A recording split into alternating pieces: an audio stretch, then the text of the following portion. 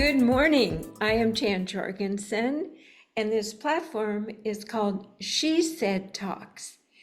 And my partner and I, Anna Suya, curate the women who are leading humans home to sanity and safety in these bodies on a chaotic planet. And today, Megan Murphy is our guest.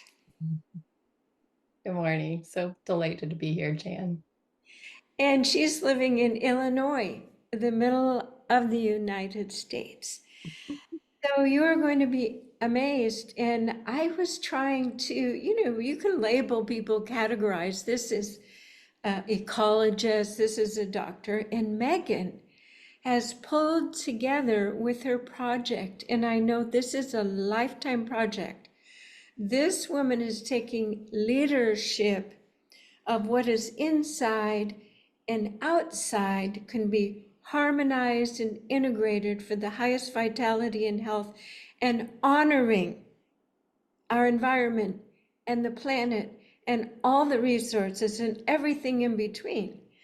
And how she's done it is she's taking a precise approach of beginning with your own biome, and there's an outer environment biome, and bringing it all together for the goodness of all.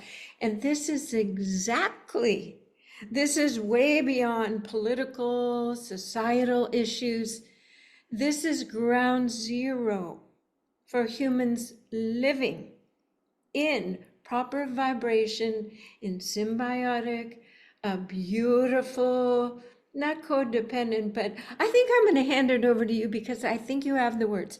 Megan Murphy, the inner garden. She's a clairaudient and an environmentalist. Tell me, what was your skill set? What are the types of things that you studied and learned and brought forth intuitively to create this project, which you are going to be amazed at all the ways this project can help you personally, your family, your children. I can see this be put into homeschooling programs, into public schools, homeopathic schools. I mean, this really is phenomenal, Megan. So I'm going to let you tell me about Megan and this path. Well, the path is, I love looking back. I mean, hindsight's always helpful in just appreciating how everything that I've experienced has helped me be exactly where I am and be able to achieve this. I have a lot of scientific background in the environmental sciences and also in the public health realm. So yeah, it's just really neat how your life journey allows you to experience the things you need to integrate and see through this perspective. But it wasn't until I had my first child that I really had this spiritual crisis and really needed to look at what was my purpose and what am I here to do in this lifetime. And yeah, through that experience of not of having that discord of I can't be a mom and all these other things I want to do in this time. How do I best use my gifts? And through that process, I had a fairly traumatic entry into learning about my clairaudience because I wasn't practiced in being grounded and centered when I had challenged myself to meditate for 30 days straight for 5 minutes a day. I thought, that's of course I can do this. I know there's enough time in the day to make that happen. And it was through that challenge that I first started hearing things that I knew weren't my own thoughts. And I had had exposure to Abraham Hicks, and I'd heard about Esther Hicks's experience of meditating and learning about her ability to connect with Abraham. So I wasn't completely freaked out, but yeah, a long story short, I wasn't grounded and centered when I was starting to hear this information. So it was a lot of extremes, like I didn't know how to control it. Anyway, yeah. And That, that, again, that's what I teach, by the way. Sorry I wasn't there for you then. well, it's just, I think it was a karmic healing opportunity because I did have friends and mentors that I could have had support from and had reached out to them, but they just, for some reason, weren't available. And I think it's because I needed to go through this process because through that journey, it's helped me develop a very important practice of trusting this intuitive guidance way and knowing what practices support me and being grounded and centered, and then enable me to have this experience to share with others that it's not all good, that there are some practical ground rules to support this process, but that it's also an inherent capacity that we all have and can tap to support our thriving. So, yeah, I mean, it's so neat to be at this point where I I'm not driven by my scientific mind, but it comes along on the journey. And that's actually part of what this book, having it in tangible form, has just been so joyful for me because I was led through so much of the content that's in the book. I was intuitively led through or through with my relationship with my 12 ascended masters and guides. I've been learning about Ayurveda and the foods that are best for me, and all these things that are now written in tangible form that I wish that I'd had this book 6 years ago when I was starting this journey, but I got to create it as I was learning about each thing. So I had both the words and the framework to help my mind come along, but I also had been led through it with my heart. So it's like I vetted it in both scientific mind ways and heart-led ways, and can now speak to both of those perspectives. It sounds like it was a marriage of timeliness for the upper realms to come through you with clarification, and then all of your scientific gifts and practical experience being married into the inner garden. So tell us about the project itself. I mean, when I look at it, it is so phenomenal. It is not just choosing a card for the day. It's seasonal. It's your food. It's your rhythms, and it's personal. Learning to expand your own intuition, and the part I love, learning to speak up when something is misaligned. This is like a life course, inner and outer, thought, Yes. food, environment. And I'm going to buy it and I'm going to share it with my children and my grandson in particular. We'll talk about that at the end, how to buy it. And I don't want this to sound like an infomercial because I I would have interviewed you anyway, Megan. I was so impressed the first time we spoke, and it was around botanical elixirs and working with your systems and vaccines. And I could just see your dedication to supporting the human experience. And since then, this popped up, and I said, okay, now we can help you. And the visions, you tell me a little bit about how you came up with the images because they are sacred geometry.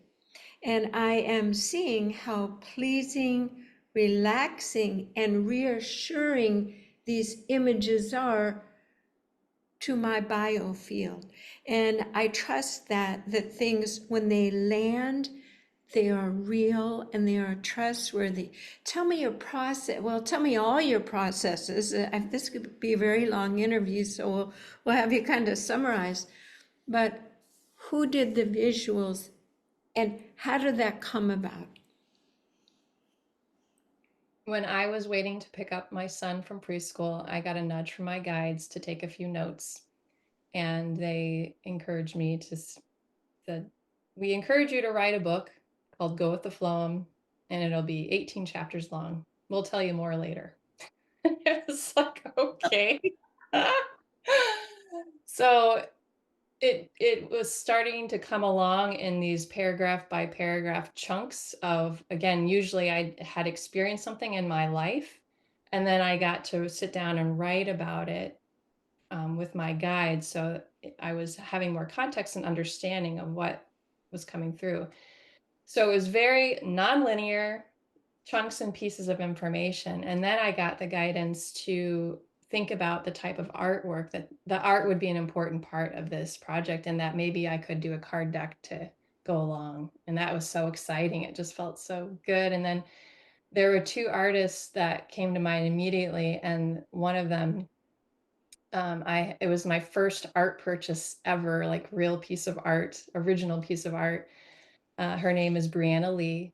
She was an acquaintance of mine in Homer, Alaska, where we both lived, and she had this painting for sale in a coffee shop, and I'd never felt like I need to buy that piece of art before, but I did, and she said, "Well, it's not for sale." And then I think like 4 years later, she had a show, and I was able to purchase it. So it's here in my home now. But I was like, oh, I just want the fluidity. The way in which she captures images just speaks to me so much. So anyway, I reached out to her, and I was like, particularly in those earlier years of my learning about my intuitive gifts, and living in the Midwest, I don't get to speak very frequently about my intuitive side of things and experiences that I've been having. So I was not sure about how to frame this opportunity to her,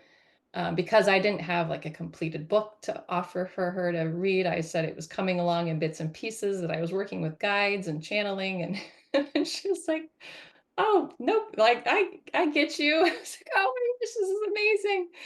So it turned out to be one of the most joyful co-creative experiences, Mm. where I I now have an ex I have evidence, I have proof that this is how I love to create with others, to make things into form. So it was very much side by side. Like I would give her sometimes just 3 words about what a chapter would be about, or maybe some ideas about, like for the cover image, which is behind me. The original title of the book was called Go with the Phloem, which phloem and xylem are part of a plant. And I love puns. So I just love the idea of going with the whole idea of being one and connected with Mother Nature and being part of the plant, going with the flow. Anyway, that wasn't to be the official name, but that was what I encouraged her to think about: xylem and phloem of a plant. And so actually, all these images over here, if you take a cross section of a plant, that's what you see as the phloem inside of the inside of a plant. Anyway, so it was very minimal guidance that I gave her. And then as soon as I would finish a chapter, I would send it to her so she could have more context of what it was to be about. But it was very much for her then to use her own intuitive gifts to create this art.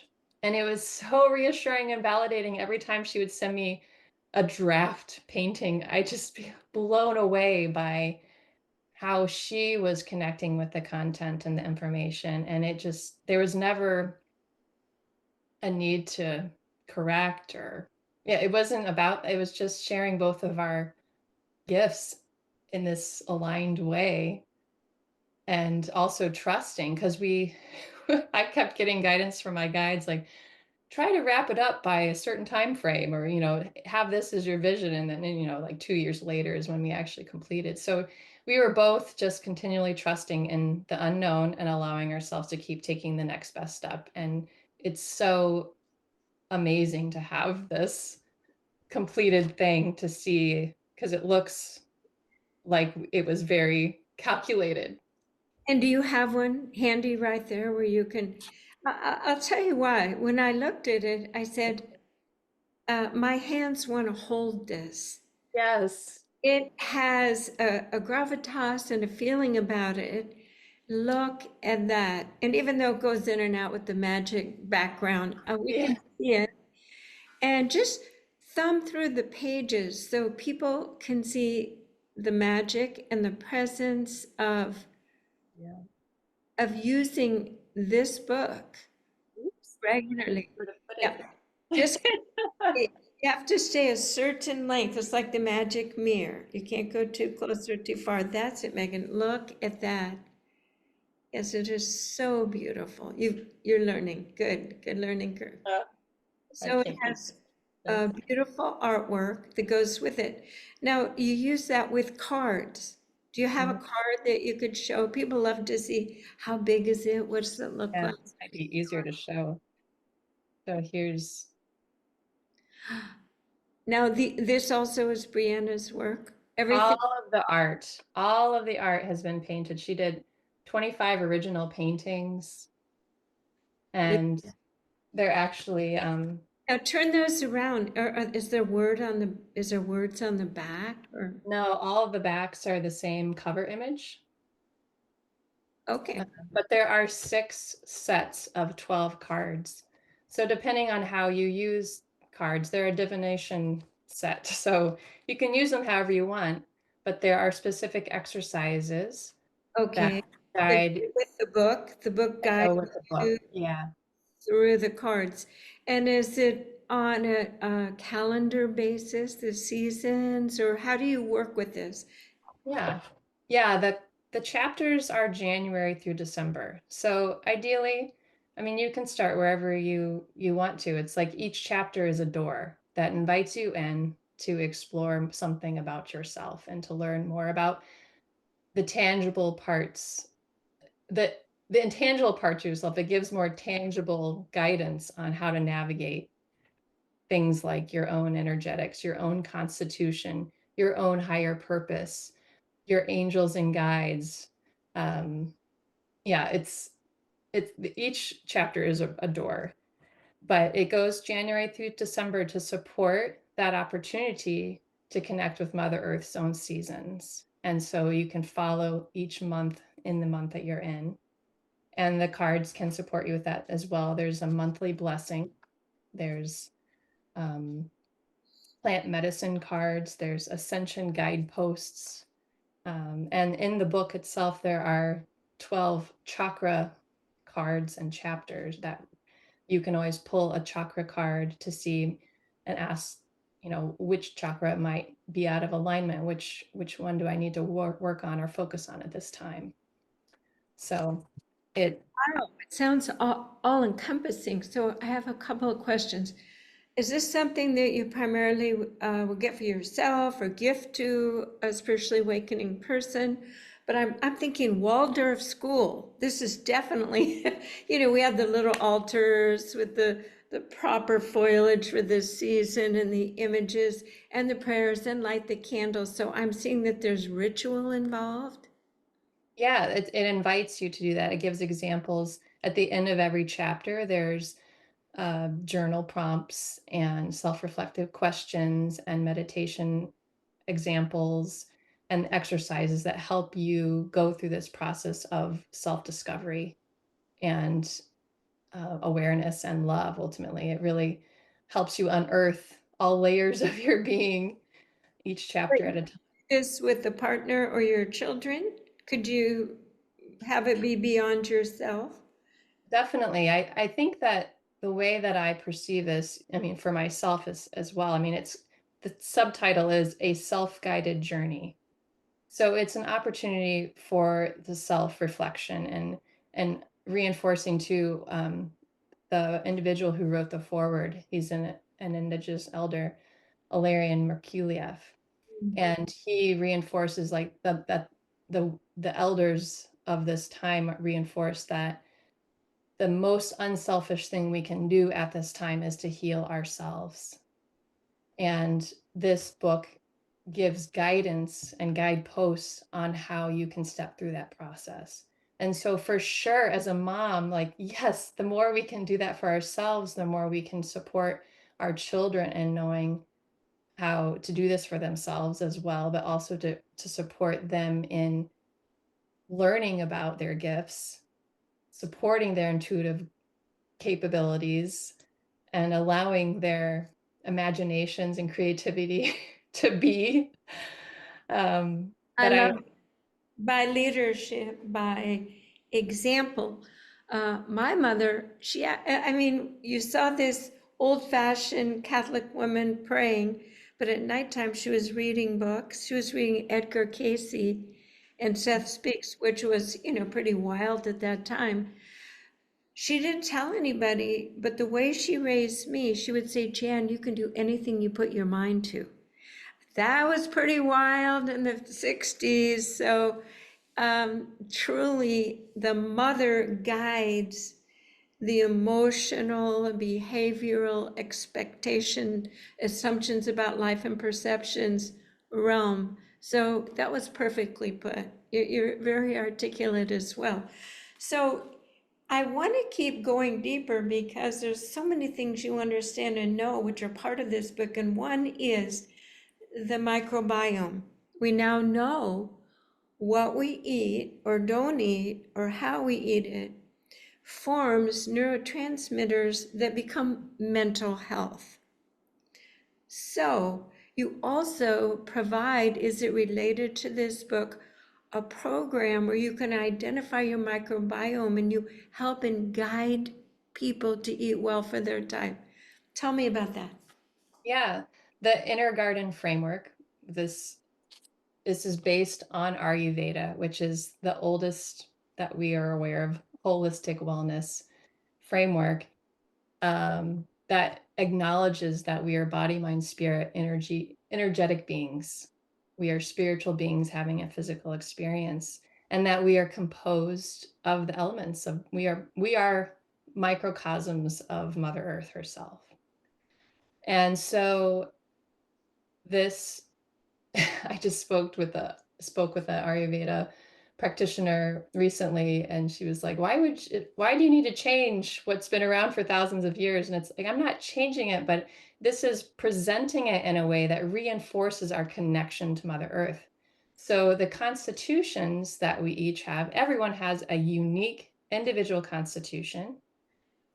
And this can be related because it's composed of Earth's own, energetics, the elementals, air, fire, water, earth.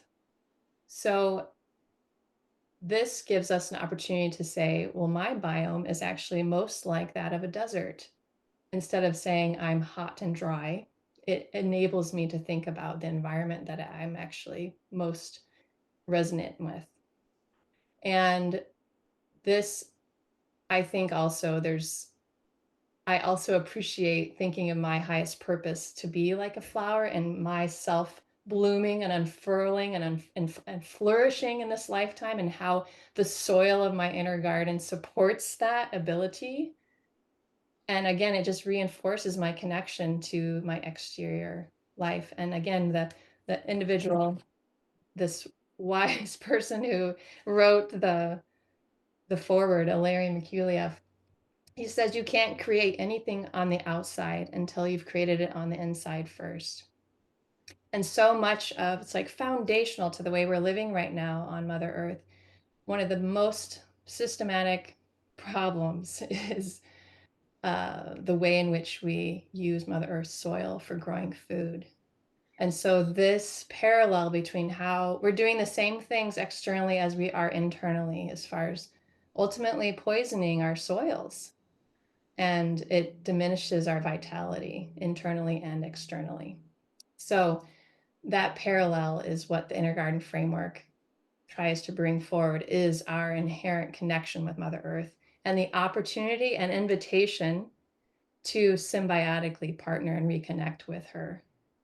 So yes, we all have a unique constitution, and my guides have basically made 32 compartments that you can be most close to, because everyone has a unique constitution, but you can still be assigned what you're most close to, so that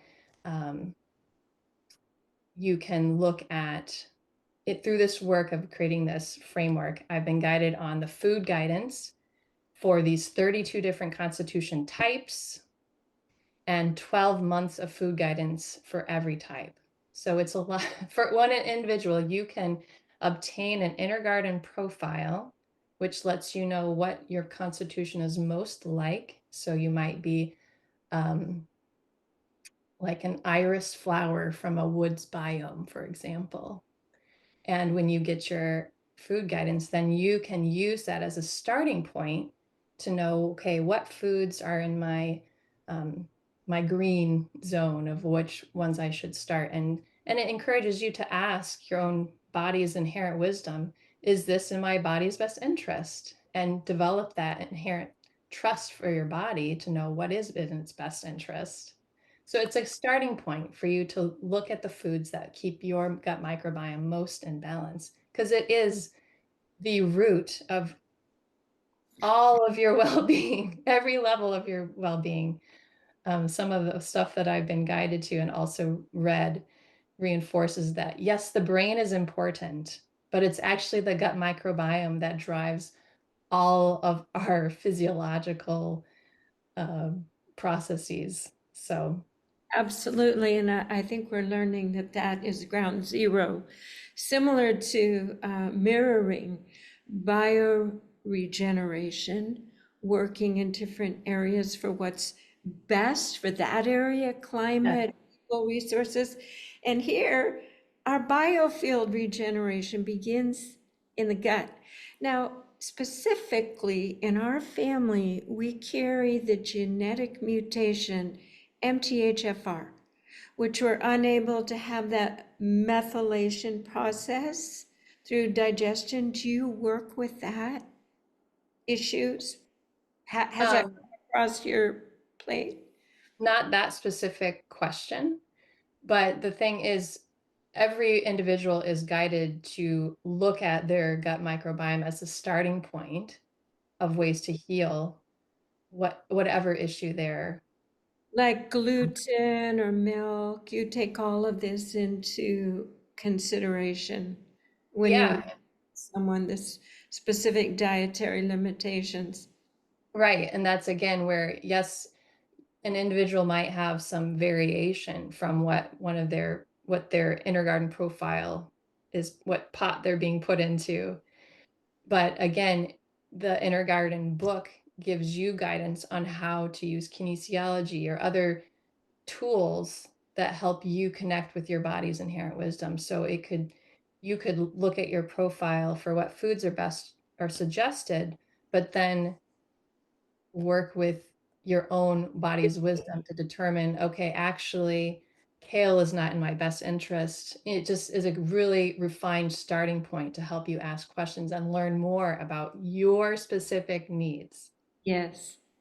Becoming educated and also working with your intuition. And some people use uh, Yes, their own body to tell them, or I at can use the grocery store, anything. back and forward. Should I eat this avocado or should I have the pomegranate? Yes. Ways that we're getting smart, and of course, these are the old ways. So, how do you see yourself moving forward? Of course, we'd love to see this book in the hands of people and leaders. What do you see in the near future for you and this to be in the flow so that it can land and be planted? And I do love the garden analogies. I have a Sophia Grace garden that is just being blessed with the fence this moment, and that's my love language, growing properly and fully, and that people also can live in divine gardenly realms happily with each other. So, what do you see coming up? What do you need? What would you like to see happen? Well, I would love for more and more individuals to choose this journey. I mean, this particular book integrates so many very old school or very old truths. And that's actually one of the things that I delight in every time I come across something that reinforces or it just complements and reinforces what this underlying truth of our connection with ourselves, our need to connect with ourselves, and like the astrological imprint of us coming in at a certain time and that information giving us so much about our journey. Um, anyway, I think that's one of the things that I've really appreciated about the Inner Garden is that it has woven so many different concepts into one straightforward form of guidance. So I know that more and more people are becoming awake. And I think that the chaos that we're experiencing in our time right now just reinforces that very strong contrast that helps more people see that that is a choice to become awakened and come into their own heart aligned way of being. Because I think that's where, I know that's where we are going to access the truth to move forward with. So, yeah, That's as the far as, magic word, Megan. That's the magic word. Truth. If we can move forward in truth, there's hope and there's inspiration. And thank you for doing your part. It is well beyond the seed stage. It is a very strong, uh, beautiful offering to a social system that is so thirsty and so needing this wisdom and truth. Megan Murphy, The Inner Garden. Hold up your book one more time. And let's really work hard on getting it in. Now, it might have to come there. Where, when I get it, there it is. Magic, bring it in. A tiny bit more. Straighten the book up. Okay, good. there we go. That was it. That was it. Megan, that is our picture.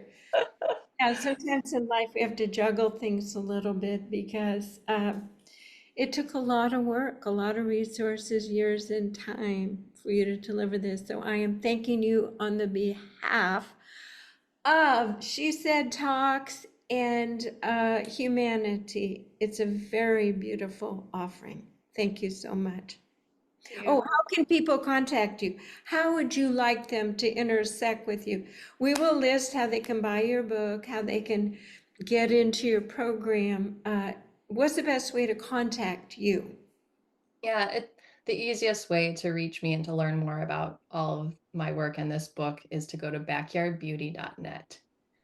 So that's my website. Easy, Backyard Beauty. Okay, I hope to talk to you soon, Megan.